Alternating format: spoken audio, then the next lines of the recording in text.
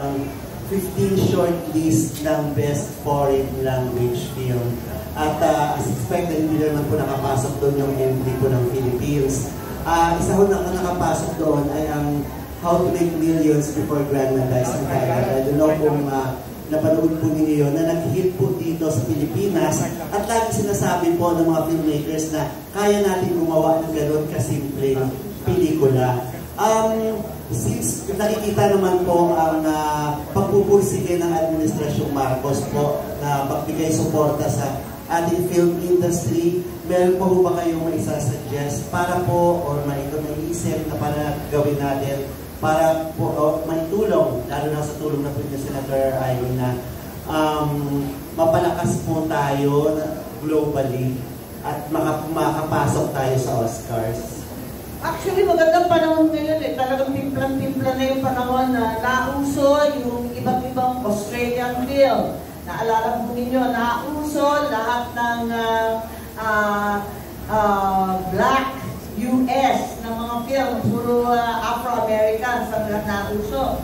Eh ngayon, napansin natin, mga sunod-sunod na taon, may Koreano na, di ba? May Thai. Yung Asia-Pacific na mga kwento, handang-handa na ang mundo na makinig sa mga kwento natin sa Asia-Pacific.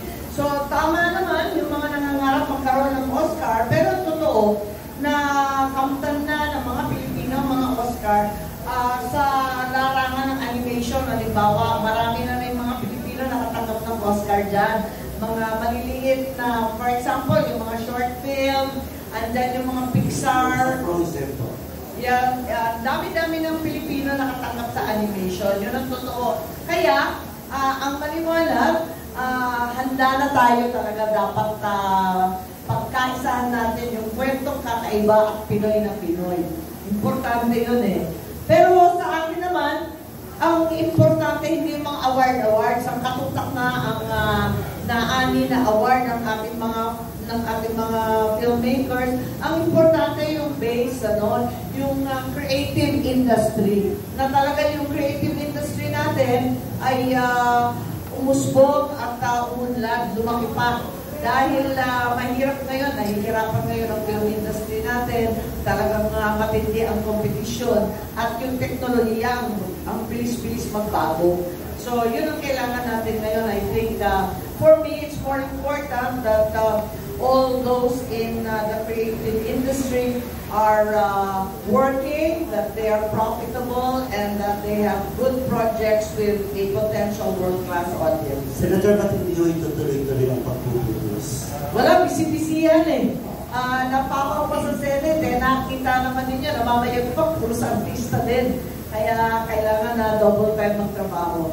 Thank you, Corey. Meron tayong contest, yung Young Creatives, yung nabanggit ko kanina. At bongga yung premyo sa 7 sektor ng animation, games, songwriting, script writing, theater, digital content, game development, and graphic novel. Sa pinong yun, 1 million each ang premyo. So, bongga talaga yung premyo. Nakapagbigay na kami ng siguro 14 million na kasi season 2 na kami. At inaasahan ko na talagang marami pang lumahok ngayon sa season 2. At tulad ng sinabi ko kanina, nung umpisa, nadagdagan na rin namin ng pambata, yung elementary. Kasi maraming nakikilahok at nagpupumiglas na sumali. 9-10 years old lang sila. Ang galing na nila magkwento. Tapos-tama yun. Kung talaga dapat mag-umpisa.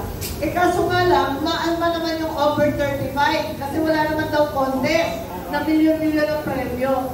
Tama nga, isipin ko, sabi ko, hanap muna tayo ng pera. Very bad yung ating budget sa 2025. Natanggal lahat ng gusto natin gawin.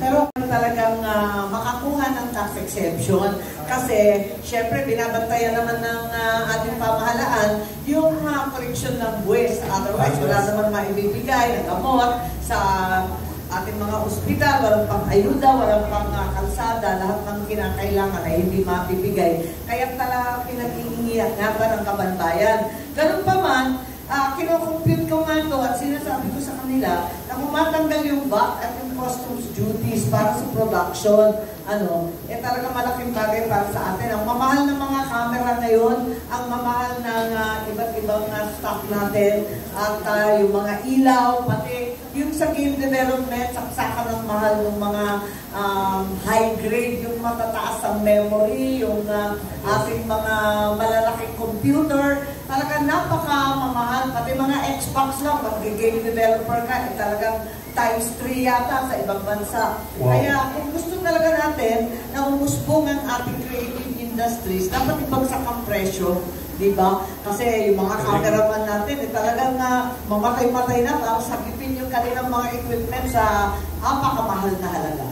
Thank you. Yes. May Amy solusyon! Ang ganda! Sa bongga!